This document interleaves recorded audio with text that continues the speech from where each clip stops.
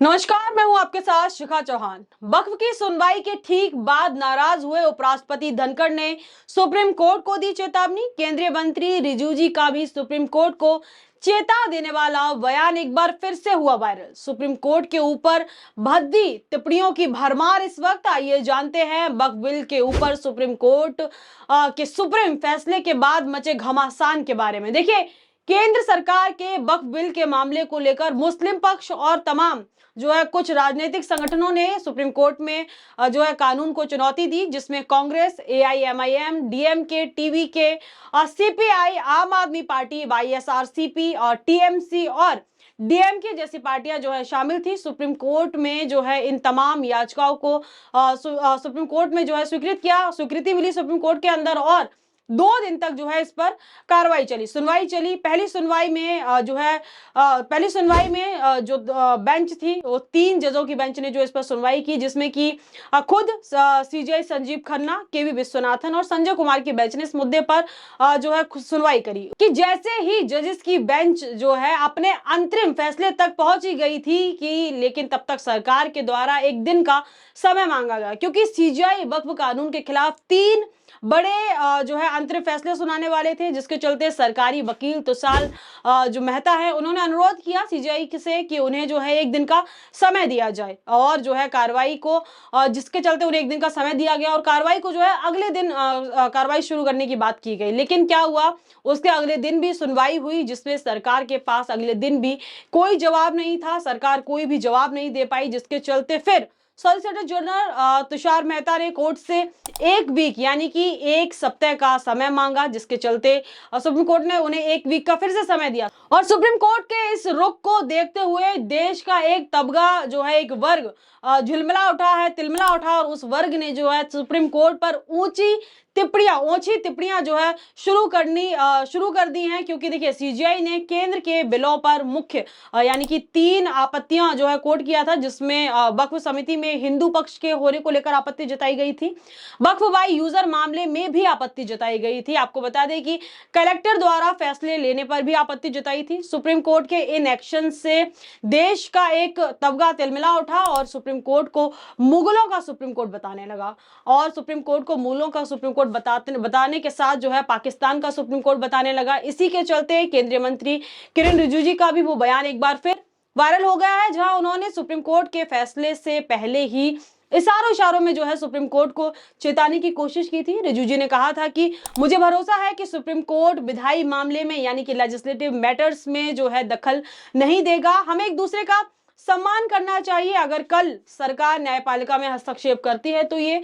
अच्छा नहीं होगा। जिस बयान के बाद कयास लगाए जा रहे थे कि जो केंद्रीय मंत्री रिजिजू हैं, किरण रिजिजू हैं, उन्होंने कहीं ना कहीं इशारों में या सुप्रीम कोर्ट है उसको चेताने का काम किया, आंखें दिखाने का काम किया कि देखिए, हम आपके मैटर्स से दूर रहते हैं और आप हमारे मैटर्स से दूर रहिए, उनमें हस्तक्षेप ना करिए। और अब उपराष्ट्रपति जगदीप धनखड़ की भी इस मामले में एंट्री हो गई है। आपको बता दें कि पहले भी धनखड़ ने सीबीआई आयोग के अध्यक्ष की नियुक्ति के वक्त सीजीआई पर कठोर टिप्पणी की थी। उस वक्त भी माहौल काफी गर्मा गया था और चर्चाओं का माहौल बन गया था उनके स्टेटमेंट को लेकर, और उस स्टेटमेंट की जम के आलोचना भी हुई थी। हालांकि उपराष्ट्रपति धनखड़ ने अपने बयान में कहा था कि आयोग के अध्यक्ष की नियुक्ति में आखिर सीजीआई का क्या काम है, हर जगह सीजीआई का हस्तक्षेप ठीक नहीं है। जबकि आपको बता दें कि महत्वपूर्ण आयोग की नियुक्ति में प्रधानमंत्री, लीडर ऑफ अपोजिशन यानी कि नेता विपक्ष, और सीजीआई यानी कि चीफ जस्टिस ऑफ इंडिया का होना अनिवार्य रहता है। जब कोई बड़ी नियुक्ति होने को होती है तो 3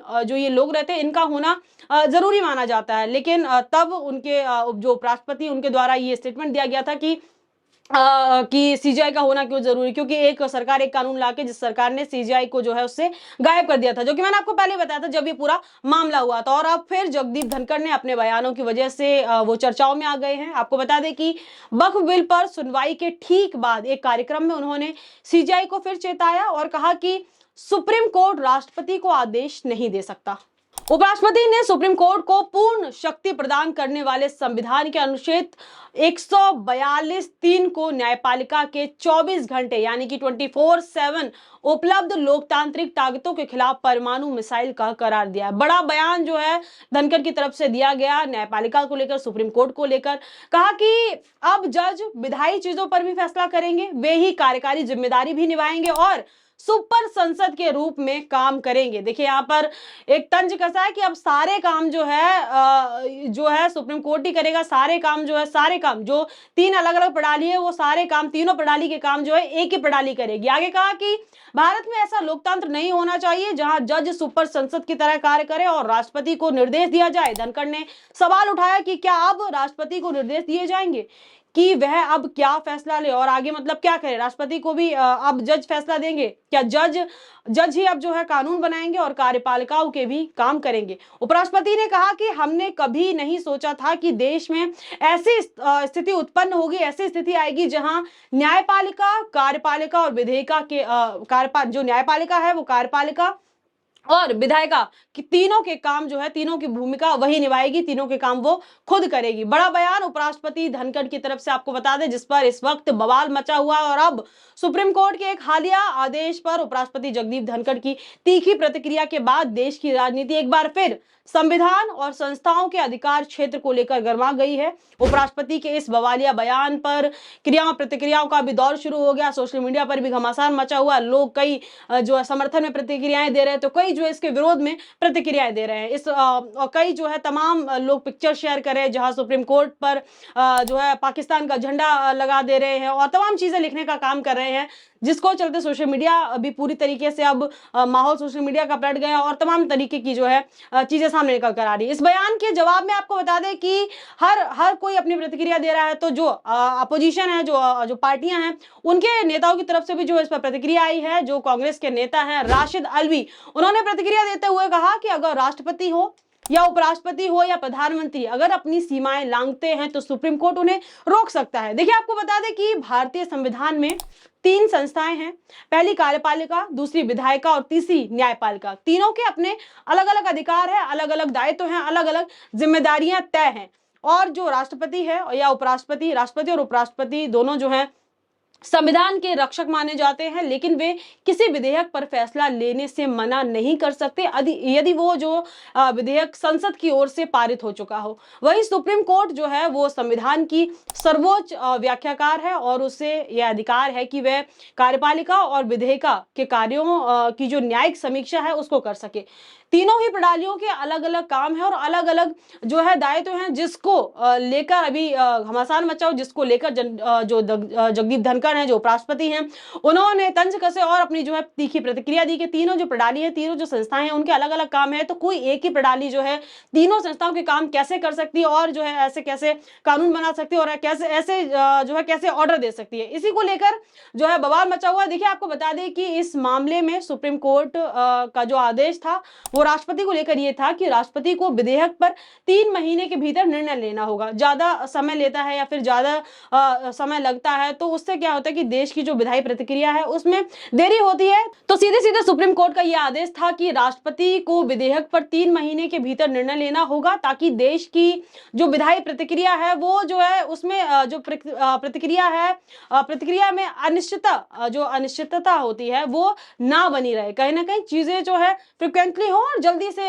जो है मैटर सॉल्व हो, इसको लेकर चीज निकल कर आई थी, जिस पर जो है उपराष्ट्रपति गर्मा गए और उन्होंने जो है स्टेटमेंट देने का काम किया, जिसकी वजह से अब जो है राजनीतिक गलियारों में चर्चाओं का माहौल तेज हो गया है।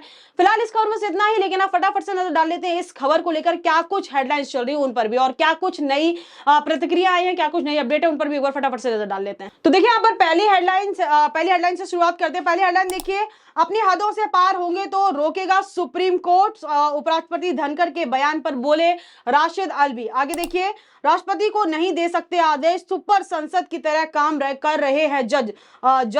सुप्रीम कोर्ट की टिप्पणी पर भड़के उपराष्ट्रपति। आगे देखिए, अदालतें राष्ट्रपति को आदेश नहीं दे सकती, उपराष्ट्रपति ने सुप्रीम कोर्ट के फैसले पर जताई नाराजगी। कहा आर्टिकल 142 जो कि मैंने आपको बताया वो न्यूक्लियर मिसाइल की तरह जो है काम कर रही है। आगे देखिए एक यूजर है, जैसे कि मैंने सोशल मीडिया की बात की थी, सोशल मीडिया पर भी लोग जो है तमाम तरीके के पोस्ट साझा करें। वही एक यूजर है जो अपने आप को जर्नलिस्ट कहते हैं, उनका नाम है अजीत भारती। उन्होंने एक फोटो पोस्ट की है, एक पिक्चर पोस्ट की है, जिसमें ऊपर की पिक्चर में उन्होंने लिखा एक्सपेक्टेशंस और नीचे रियलिटी। उस पिक्चर को पोस्ट करते हुए हालांकि इस सुप्रीम कोर्ट की पिक्चर है और कैप्शन में लिखा है कि भारतीय न्यायपालिका की छवि आम जनता में कुछ ऐसी होती जा रही है, साथ ही सरकार की चुप्पी और न्यायिक हस्तक्षेप को सहने की सीमा हर दिन बढ़ती जा रही है। आप भी स्क्रीन पर देख पा रहे होंगे ये पोस्ट। आगे देखिए, देखिए जो राशिद अल्वी है उन्होंने कहा कि हम उपराष्ट्रपति का सम्मान करते हैं, लेकिन संविधान में सुप्रीम कोर्ट को यह अधिकार है कि अगर कोई भी संवैधानिक पदाधिकारी अपनी सीमाएं लांघता है, सीमाएं पार करता है, तो उसे रोका जाए। तो ये तो, और ऐसे तमाम देखिए तमाम हेडलाइंस और तमाम जो है पोस्ट ऐसे सोशल मीडिया पर भरे पड़े हुए हैं। और हेडलाइन देखिए, एक और हेडलाइन देखिए, जो पुरानी हेडलाइन है, कैसे जब सीबीआई की नियुक्ति हुई थी तब धनखड़ का जो बयान सामने आया था, वो भी एक बार देखिए। सीबीआई डायरेक्टर की नियुक्ति में सीजीआई का क्या काम, अगले सीईसी की नियुक्ति से पहले उपराष्ट्रपति धनखड़ का बयान, अहमियत समझिए, जो बयान राष्ट्रपति ने दिया था, उपराष्ट्रपति ने, जो कि मैंने आपको बताया भी था। तो ये तो थी तमाम हेडलाइंस, तमाम लोगों की प्रतिक्रिया इस मुद्दे को लेकर। लेकिन आपकी क्या प्रतिक्रिया इस पूरे मुद्दे को लेकर, हमें अपने कमेंट सेक्शन में बताना बिल्कुल भी ना भूलें। इसका बस इतना ही, तमाम खबरों के लिए जुड़े हमारे साथ। तब तक के लिए मुझे दी इजाजत, बहुत बहुत धन्यवाद।